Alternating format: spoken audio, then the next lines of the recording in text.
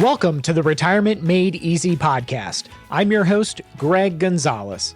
My goal for the podcast is to help you live a better life in retirement by giving you the tools and information you need in a language that you can understand. If you're a regular listener to this podcast, you know that I'm a financial advisor in St. Louis, Missouri, with clients in about 20 different states. I think it's about 19 states now. And my sole focus of my company and what I do Monday through Friday, and even on the weekends really, is to help people make smart decisions, smart choices with not only their money, but also financial decisions when it comes to their retirement. And on the flip side of that, I really try to steer people away from making incredibly dumb decisions with their money, with their retirement planning. And I can't tell you how many times people call me up and say, "Hey, Greg, I heard this," or "I was thinking about this." And my best advice to them sometimes is don't do that. And let me explain why. Let me be the financial teacher in your life that explains why you shouldn't do this and instead you should be doing this. And really the job of a good financial planner or retirement planner like myself is really to be a good instructor or a good teacher. Dave Ramsey says, SmartVestor pros like myself have the heart of a teacher. And that was really my motivation all along in creating the Retirement Made Easy podcast, was to help teach and help instruct people and arm them with the information that they desperately need to make informed, educated decisions. And really one day I'm going to write a book. And my book is not going to be on retirement planning. It's going to be sharing all the stories that I've learned through this journey. And by the time I write it, I should probably wait until I'm right before retirement. So I have decades and decades of experience steering people away of bad financial decisions and guiding them to making smart, wise financial decisions. I mean, I could go on and on all day. Everything from, "Hey, Greg, should I buy a timeshare?" Or "What do you think about funding my grandson's college education with life insurance?" And probably my favorite one from this year was a new client whose former advisor had advised him to take a home equity loan on his house to live on as retirement income while the market was down temporarily here in 2022. I mean, I can't make this stuff up. All of the stories and questions and things that I've run into. I even talked to a guy that took $150,000 out of his IRA as a distribution to loan to his son to start this business, and he hadn't heard from his son in 9 months. And I don't think he understood quite fully the implications, the tax implications of taking a $150,000 distribution out of your IRA and lending it to your son. And of course, he was convinced he was going to get the money back, but I think he was being kind of naive. But aside from that, once you take a distribution out of your IRA, you have 60 days to put it back in your IRA without it being taxed. After that 60 days is up, guess what? That whole $150,000 is taxed in that single year. And of course, this gentleman reached out to me after he'd already taken the distribution and loaned the money out to his son. But overall, I've come to the conclusion that people behave better financially when they have someone in their corner, someone to keep them accountable and help them make better decisions. And I tell people all the time, you and I are better than you alone. So if you happen to be working with a fiduciary retirement planner like myself, feel free to reach out to them on occasion and bounce ideas off of them. That's what you're paying them for. That's why they're in your corner. Don't feel shy about bothering them with questions, because truly part of our job is steering people away from bad decisions that they're so inclined to naturally run into. All right, I'll get off my soapbox for today, but on today's episode, I wanted to talk about emergency funds. Some people call them cash reserve funds, like at the bank or credit union. Think of all your safe money. And so we're going to be talking about the opportunities for that emergency fund with rising interest rates. And then we're also going to be talking about fixed income vehicles like bonds and investments that are very, very similar to bonds where they pay you a fixed interest. And this year in 2022, interest rates have been going up and up and up because the Federal Reserve has been trying to combat inflation. And guess what? Right? Raising interest rates will help do so. So for conservative investors that are now able to get a higher rate of return on not only their safe money, their emergency fund cash reserve, but also their fixed interest type investments like bonds, like CDs, like investments that just pay a fixed interest rate. Well, guess what? You're seeing those in the 3s and even higher 4s with interest rates rising. So as far as coming up with investments in a portfolio for the conservative investors where they're looking for a safer, if you will, retirement income, where they're living on their interest and their dividends, these higher interest rates this year are very, very advantageous. And at the start of the year, gosh, what a 30-year mortgage was around 3%. And that has almost doubled so far this year in 2022. So higher interest rates, again, make it easier for those more conservative investors out there. So we'll talk about that in the second segment of the show. Before we get into today's episode, I wanted to remind listeners, check out my website, retirementmadeeasypodcast.com. That's retirementmadeeasypodcast.com. While you're on their website, you can listen to all 115 previous episodes of the podcast. You can also download my retirement secret sauce, as well as my resources, which are available under the resources tab. I try to mention my 3 steps to retirement planning. Step number 1 is the blueprint to a dream retirement, figuring out what you want. What are your goals for those golden years? Step number 2 is our retirement budgeting tool. What is that dream retirement going to cost us every single month? And then step number 3 is putting it all together. That's your retirement action plan. So that's kind of your blueprint or your quick reference guide to retirement planning. So that's step number 3. And lastly, something new we're doing this year is a 30-minute retirement coaching call with yours truly. What do we talk about on the 30-minute coaching call? Well, all the questions you might have about retirement, and maybe you have questions about your unique situation that we can help answer. A lot of people don't know if they're on track, if they're behind, if they can even afford to retire this year, or maybe it's going to be 2 years from now. So that's what we can talk about on your 30-minute retirement coaching call. And to schedule that on the homepage, there's a link that is connected to my calendar, and you can pick a convenient time to have your 30-minute coaching call with me. And the point of the call is to really help get the questions that you have answered based on your situation. I'm not going to try to sell you something. That's not how I operate, but I truly like interacting with listeners. And again, I appreciate all the support that I've had so far the last couple of years with this podcast. So if that's something you're interested in, by all means, schedule that 30-minute coaching call. Let's jump into today's episode where we're talking about emergency funds and also the rising interest rates this year and what that means for our conservative investors. So emergency funds, kind of what are they? Some people call them cash reserve funds. Other people, I'll ask them if they have an emergency fund at a bank or credit union, and they'll look at me like I have 3 heads. And really all they are is, okay, what do you keep in your checking account, in your savings account, or maybe a money market that's accessible and liquid? And people will say, well, we kind of just pay our bills. We don't really have an emergency fund. If we have an emergency, we just throw it on the credit card. And then when we get paid or we get a bonus or something like that, then we pay the credit card off. Well, guess what? Your cash flow situation in retirement is going to be much, much different. So we always recommend, and Dave Ramsey would recommend, hey, as far as an emergency fund amount, what is a good amount to keep at the bank or credit union, especially if someone is retired?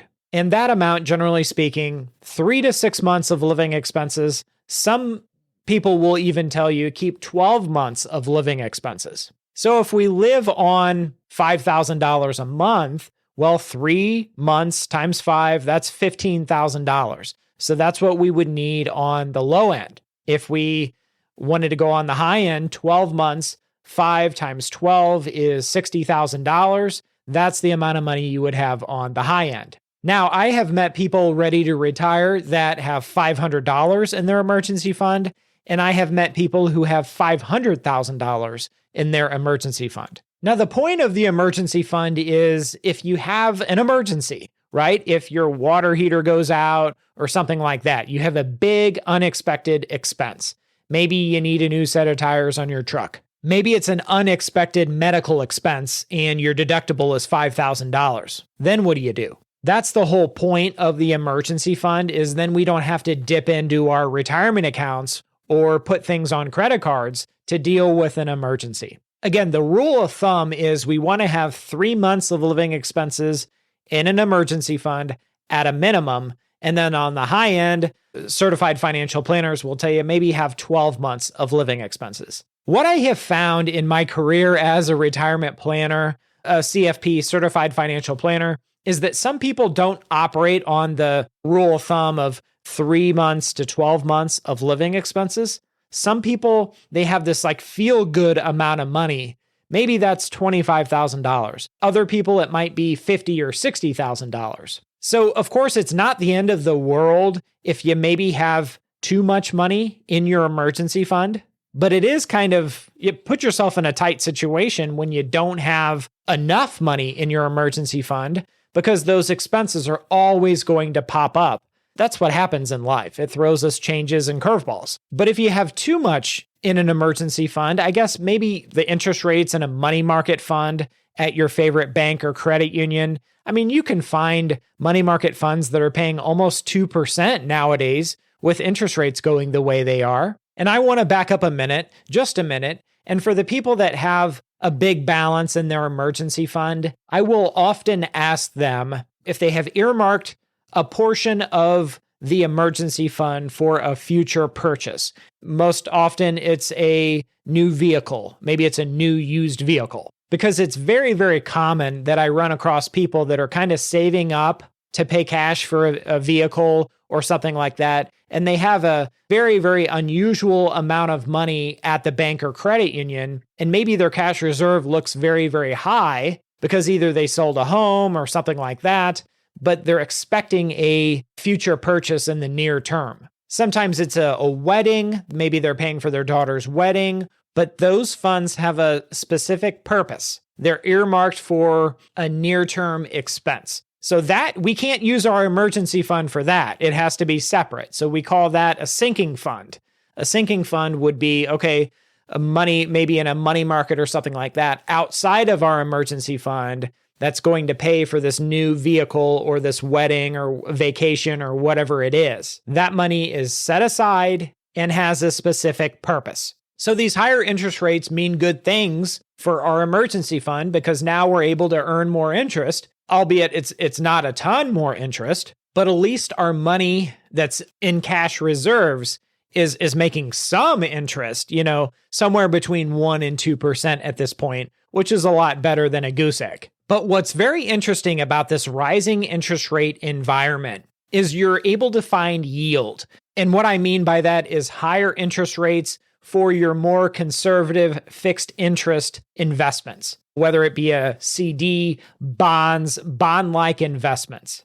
And whereas like a year ago, these same type of interests that were available in CDs and things like that were paying anywhere from 0.5% to maybe 1.5%. Now, with interest rates rising so much in 2022, we're able to find these type of fixed interest investments that are paying as much as like 4.75%. So it's a lot easier for those conservative investors that are just looking for higher interest rates. And for me, I always like to see people earning more than the long-term average of inflation. The 30-year cost of living CPI is 2.9%. So I always like to see people at least earning that and hopefully more, hopefully closer to 4, 5, 6%. So they're staying ahead of the cost of living. So this is a fantastic opportunity for all you conservative investors out there. The ability to find these fixed interest type investments that are earning 3.5%, 4% interest now. Gosh, this is an incredible opportunity. The 10-year Treasury bond, as I'm recording this podcast, is 3.05%. And this is just my opinion, but I believe the Fed will raise interest rates a couple more times this year to get ahead of inflation. And in doing so, I think there is a high probability that we could find these bond-like investments, is what I'm going to call them, as high as 5% by the end of the year. So in thinking about our three buckets, right? And if you haven't heard my bucket strategy, which I use for virtually all clients, all retired clients anyway, and I highly recommend that you check out that episode, The Bucket Strategy for Retirement Planning. It's episode number 72. It's probably in the top 5 most listened to episodes of this podcast. And I should probably remaster that episode and take it a step further to give people more insights and details that they can use. But episode number 72 is the bucket strategy. I'll kind of recap real quick. 3 buckets. Bucket number 1 is your emergency fund, which we started off this episode talking about. Again, you want to have somewhere between 3 months and 12 months of living expenses at the bank or credit union, invested in a money market, somewhere liquid. Bucket number 2 is what we call our income bucket. So we carve off a portion of your portfolio, and it may be multiple accounts depending on your tax situation. But the accounts that we put into that bucket gives us the most tax efficient retirement income stream. That's the purpose of bucket number 2, is to provide a monthly income to supplement your other sources of retirement income, be they your pension, Social Security, part-time income, rental income, all your other retirement income sources. That's bucket number 2. And the purpose of bucket number 2 is to provide an income, a monthly reliable income. So what investments would you consider putting in bucket number 2? Something that pays an interest or a dividend. You wouldn't put gold in there, right? Because gold doesn't pay an interest. It doesn't pay you a dividend. So for the conservative investors out there, for their bucket number 2, if they can have something paying 4 or 4.5% interest, boy, their bucket strategy just got a big raise, because if they had bond-like investments that were only paying 1.5 to 2.5% at the beginning of this year, now those same investments are paying anywhere from 4 to 4.5% interest. They got a big raise in their retirement income. And then bucket number 3, to kind of recap here, that's for your long-term growth money, right? Because we know the cost of living is going to go up and up and up. Every year, everything you buy in retirement will cost more. So the real purpose of bucket number 3 is to get more long-term growth, because we know the income produced from bucket number 2 will not always be able to keep up with your lifestyle as inflation rises. So down the road into retirement, we'll need to shift some money from bucket number 3, some of the growth, to bucket number 2. So bucket number 2 produces more income that you'll need to live on because your cost of living will have risen. So bucket number 3 is very, very crucial to a successful retirement plan. In summary today, again, with higher interest rates, it's doing 2 things. Number 1, and first off, our emergency fund dollars, again, anywhere from 3 months to 12 months of living expenses, those dollars are working harder for us because they're earning more interest at the bank and the money market, or high yield checking or savings accounts, or even CDs. So that is in our favor. And then number 2, when we think of our buckets number 1, which is our emergency fund, bucket number 2 is our income bucket. It's a lot easier to find investments out there, and these are conservative investments, more interest and income geared investments, which are now paying a lot higher interest than they were at the beginning of 2022. And therefore, our retirement income from bucket number 2 has really seen a significant increase, especially when you're able to find these fixed interest investments that are paying you 4.5% interest. This higher interest rate environment has really opened up a lot of opportunities for us. I hope this episode of the Retirement Made Easy podcast has been helpful. If you have questions, go to my website, retirementmadeeasypodcast.com. I'll see you next week for another episode. And remember, always dream big. The opinions voiced in this material are for general information only and are not intended to provide specific advice or recommendations for any individual. To determine which investments may be appropriate for you, please consult your attorney, tax advisor, or financial advisor prior to investing. This is a hypothetical example and is not representative of any specific investment. Your results may vary. All performance referenced is historical and is no guarantee of future results. All indices mentioned are unmanaged and may not be invested into directly. The SmartVestor program is a directory of investment professionals. Neither Dave Ramsey nor SmartVestor are affiliates of St. Louis Retirement Advisors or LPL Financial. There is no guarantee that a diversified portfolio will enhance overall returns or outperform a non-diversified portfolio. Diversification does not protect against market risk. All investing involves risk, including loss of principal. No strategy assures success or protects against loss. Securities and advisory services offered through LPL Financial, a registered investment advisor, member FINRA, SIPC.